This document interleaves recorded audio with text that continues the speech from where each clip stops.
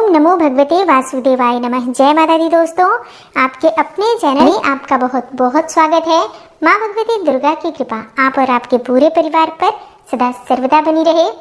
दोस्तों, आज की वीडियो में मैं आपसे बात करने वाली हूँ कि पीपल वृक्ष के नीचे किस प्रकार से हम एक दीपक प्रज्वलित करें कि मात्र दीपक प्रज्वलित करने से हमारा दुर्भाग्य दूर हो जाए। चाहे जितने भी बड़े संकट से हम जूझ रहे हों, चाहे जितना ही कठिन समय हमारे ऊपर हो, पर सिर्फ एक दीपक जला देने से पीपल के वृक्ष के नीचे हमारे जीवन का समस्त दुर्भाग्य समाप्त हो जाता है और समस्त प्रकार की कठिनाइयों से, समस्याओं से मुक्ति मिल जाती है। दोस्तों, आप में से कई दर्शक ऐसे होंगे जो पीपल की पूजा करते होंगे, पीपल के नीचे दीपक भी प्रज्वलित करते होंगे और पीपल में जल भी अर्पित करते होंगे और उन्होंने चमत्कारिक परिणाम भी देखे होंगे अपने जीवन में। लेकिन कई लोग अभी भी ऐसे हैं जो पीपल की पूजा करते हैं और उसके बावजूद भी उन्हें वो बेहतर परिणाम नहीं मिला जिसकी वो उम्मीद रखते हैं। तो कारण क्या होता है? देखिए, पीपल की जब हम पूजा करते हैं, शनि की 7.5 ढैया से मुक्ति पाने के लिए या कोई बहुत बड़ी परेशानी होती है जिससे मुक्ति पाने के लिए, तो कुछ विशेष प्रकार के नियम भी होते हैं। कई बार साधारण सी पूजा भी बहुत शीघ्र फलीभूत हो जाती है, लेकिन कई बार हमारा कर्म बंधन इतना मजबूत होता है जिसे काटने के लिए कुछ विशेष पूजा की आवश्यकता होती है। कुछ दीपक जलाते समय हमें कुछ विशेष बातों का, कुछ विशेष नियमों का, कुछ विशेष सामग्रियों का ध्यान रखना होता है जिससे कि कर्म बंधन से मुक्ति मिले। और आज की वीडियो में ऐसा ही एक चमत्कारी दीपक और दीपक में जलाने के लिए जो विशेष सामग्री होती है उसके बारे में बात करने वाली हूँ।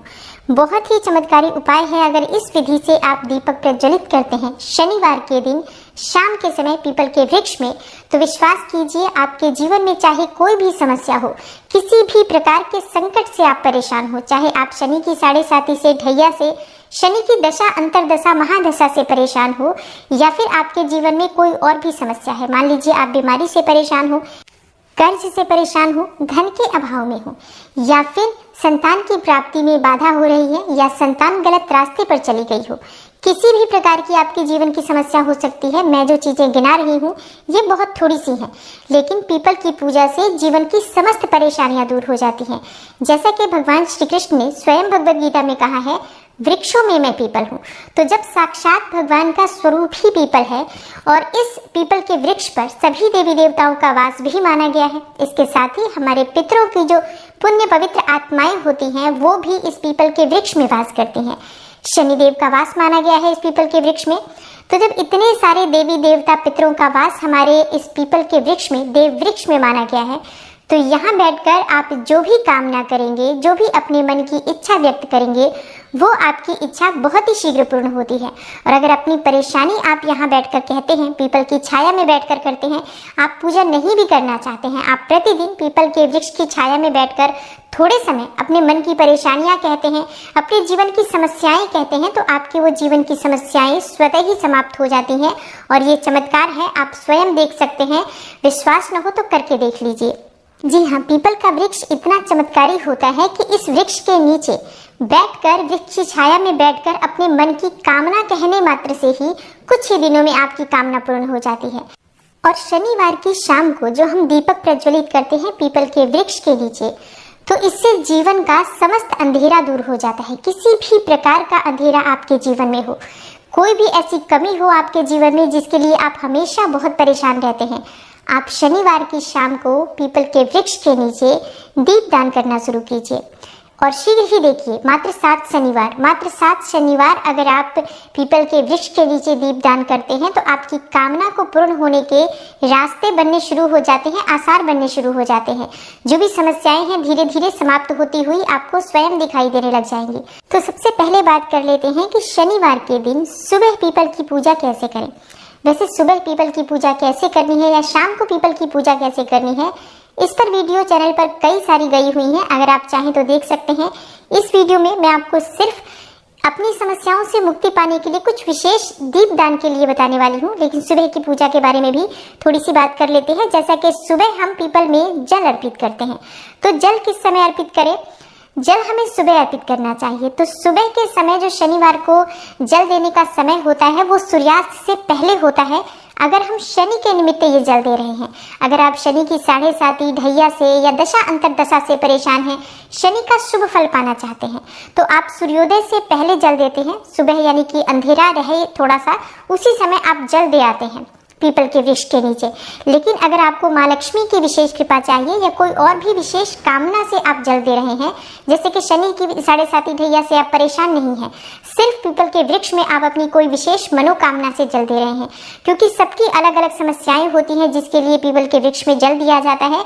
आप अपने शीघ्र विवाह के लिए भी जल दे सकते हैं पीपल के वृक्ष में, धन की प्राप्ति के लिए भी, वंश की वृद्धि के लिए भी, या सिर्फ भगवान श्री हरि विष्णु की कृपा आपको प्राप्त होती रहे, पितरों का आशीर्वाद आपको प्राप्त होता रहे।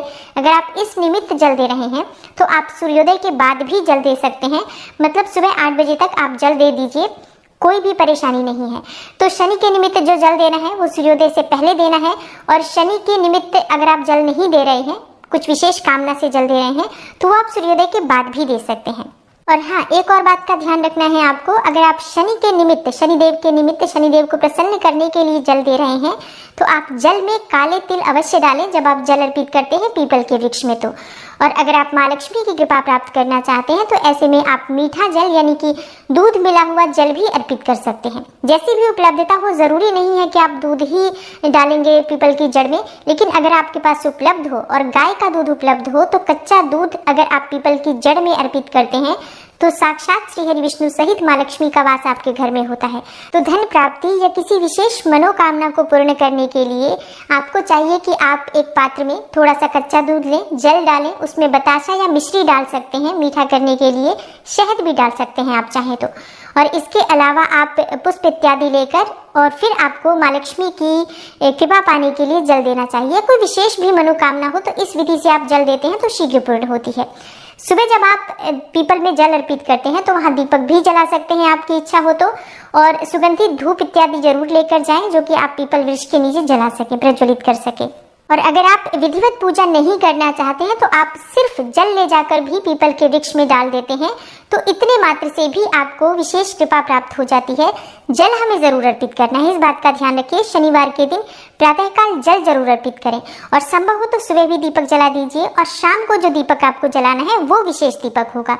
तो इसके लिए कुछ सामग्री चाहिए आपको, नोट कर लीजिए आप। काली उड़द चाहिए आपको, थोड़ी सी काली उड़द चाहिए, या काली उड़द का आटा चाहिए। जैसे कि जो काली उड़द की दाल होती है, आप चाहें तो अपने घर में ही मिक्सी में पीसकर ग्राइंड करके उसे आटा बना सकते हैं। यही आटा आपको दीपक बनाने के लिए प्रयोग करना है। और काला सूती कपड़ा चाहिए हमें बाती बनाने के लिए। कपड़े की बाती ही बनाकर आपको दीपक प्रज्वलित करना चाहिए अगर आप चाहते हैं कि विशेष कृपा आपको प्राप्त हो और कोई बहुत विशेष मनोकामना हो आपकी, या बहुत कठिन समय से गुजर रहे हो, बहुत अधिक संघर्ष भरा समय हो, बहुत परेशानियां हैं आपके जीवन में, मानसिक रूप से आप बहुत परेशान हैं, शारीरिक रूप से आप बहुत परेशान हैं, रोगों से घिरे हुए हो, कर्ज से घिरे हुए हो, किसी भी प्रकार की आपकी बड़ी से बड़ी परेशानी हो, अगर आप काले कपड़े की बाती बनाकर और ये दीपक प्रज्वलित करते हैं तो शीघ्र ही आपके जीवन से समस्त अंधेरे दूर होते हैं। तो आप काला कपड़ा ले लीजिए, सूती काला कपड़ा चाहिए आपको, इसी की बाती आप लंबी बना लीजिए, और शाम के समय, शनिवार की शाम के समय काली उड़द का जो आटा है आपके पास, उस आटे को थोड़ा सा पानी डालकर गूंथ लीजिए, दीपक बना लीजिए उसे। आप चौमुखी दीपक बना सकते हैं, चाहे तो एक मुखी दीपक बना सकते हैं, एक मुखी दीपक ही बनाएं, ज़्यादा अच्छा रहेगा। और इसमें आपको एक बाती डालनी है, जो सूती बाती मैंने बोला बनाने के लिए, वही बाती आप बनाकर लंबी बाती डाल दीजिए, सिंगल बाती हमें चाहिए उसमें।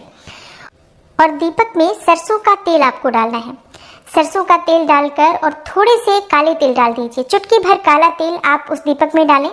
दीपक आपको पीपल के वृक्ष के नीचे शाम के समय प्रज्वलित करना है। शाम को कौन सा समय होगा? शाम को सूर्यास्त के ठीक बाद हमें ये दीपक पीपल के वृक्ष के नीचे प्रज्वलित करना है और प्रार्थना करनी है शनिदेव की। अगर कृपा चाहते हैं, शनिदेव से परेशान है तो शनिदेव से प्रार्थना कीजिए, नहीं तो ऐसे ही पीपल वृक्ष को प्रणाम कीजिए, पीपल की 7 बार परिक्रमा कीजिए। 7 बार परिक्रमा करने के बाद पीपल के वृक्ष को स्पर्श कीजिए। आज शनिवार का दिन है, शनिवार के दिन हम पीपल के वृक्ष को स्पर्श करके प्रार्थना कह सकते हैं।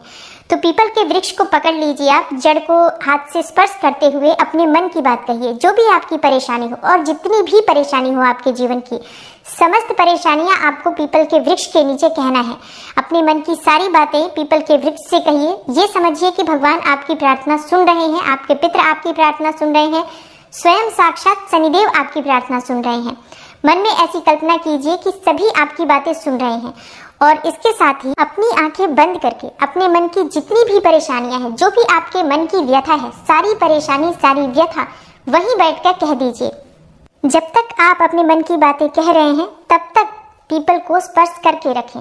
जब आप अपने मन की सारी बातें कह लेते हैं, मन हल्का हो जाता है, उसके बाद आप पीपल को छोड़कर हाथ जोड़कर वृक्ष देवता को प्रणाम कीजिए और उसके बाद आप संभव हो तो थोड़े समय बैठ जाइए पीपल वृक्ष के नीचे, शांत होकर फिर घर आ जाइए। हाँ, जब हम पीपल के वृक्ष के पास से अपने घर की तरफ आते हैं तो ध्यान रखना चाहिए, पलटकर पीपल के वृक्ष की तरफ नहीं देखना चाहिए, मुड़कर नहीं देखना चाहिए।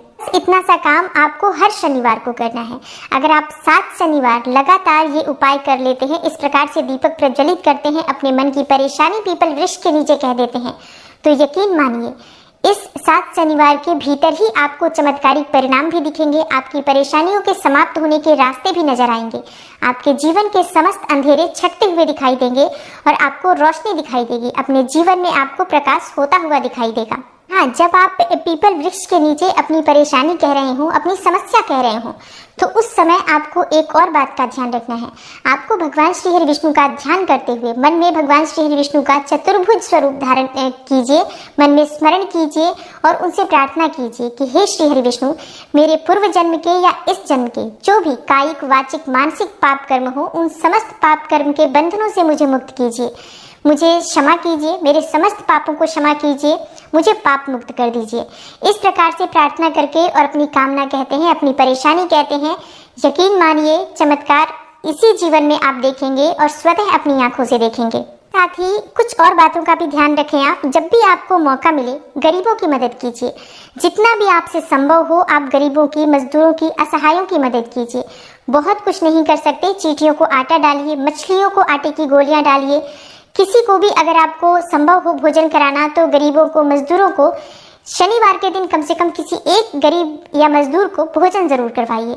जितना भी आपसे संभव हो दूसरों की मदद करना सीखिए। आपके पूर्व जन्म के जो भी प्रारब्ध हो वो कटना प्रारंभ हो जाएंगे और शीघ्र ही आपको बेहतर परिणाम भी प्राप्त होगा। अब आपका प्रश्न हो सकता है कि स्त्रियां अगर करना चाहती हैं तो 7 शनिवार लगातार कैसे करें। देखिए, स्त्रियों को हमारे जो चक्र होते हैं, जो मासिक चक्र होते हैं, इसकी वजह से पूरे 7 शनिवार हमें प्राप्त नहीं हो पाते हैं कि हम 7 शनिवार तक लगातार कर पाएं। तो इसके लिए शास्त्रों में स्त्रियों के लिए विशेष छूट है। वो इन दिनों को छोड़कर बाकी के दिनों में अपने जो भी उपाय हैं, जो भी पूजा पाठ है, जो भी नियम है, उन सब को कर सकती हैं और इसमें किसी प्रकार का कोई भेद नहीं होता है। तो आप जब भी किसी भी शनिवार को अगर आपसे नहीं हो पाता है तो या तो आप उस शनिवार को अपने घर से किसी को, अगर संभव हो तो अपने पति या बच्चों को भेज सकते हैं, परिवार के किसी सदस्य को दीपक प्रज्वलित करने के लिए भेज दीजिए, या फिर उस शनिवार को आप छोड़ दीजिए, अगले शनिवार को आप कर सकते हैं।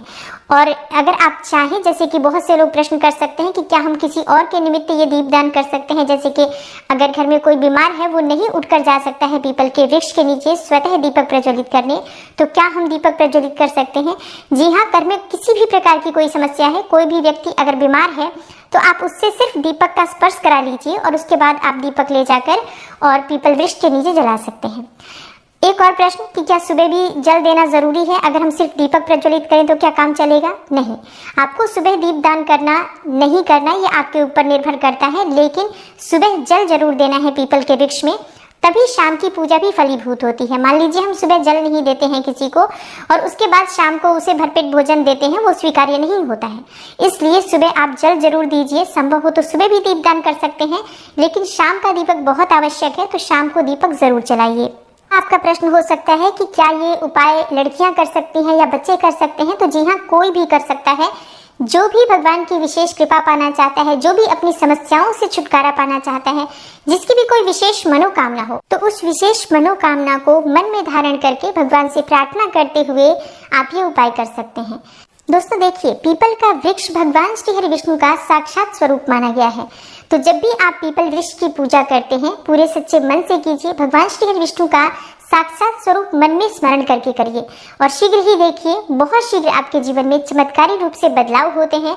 आपके जीवन की कोई भी समस्या वो दूर होती है, क्योंकि भगवान श्री हरि विष्णु की जब आप पूजा करते हैं, साक्षात श्री हरि विष्णु स्वरूप पीपल वृक्ष की जब आप पूजा करते हैं, तो ऐसी कोई समस्या नहीं जिसका समाधान न हो। मुझे इस उपाय पर पूरा विश्वास है।